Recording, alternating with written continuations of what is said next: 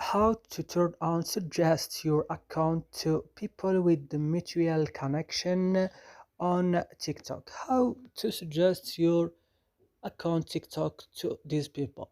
Today I will show you how to do this. Just watch this video until the end and make sure that you like and subscribe in our channel. So let's start.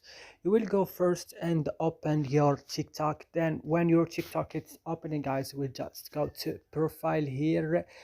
Then when your profile is opening, you will just go here to this three line, then click, and then you will go to settings and privacy, and then guys you will go to privacy, and then guys you will go to suggest your account to others, and then you will find the third option, people with mutual connection. You will just turn on this icon here like this, and that's it. It will work with you. That's it, guys. I hope this video is helpful. Don't forget to like and subscribe in this channel, and see you next video.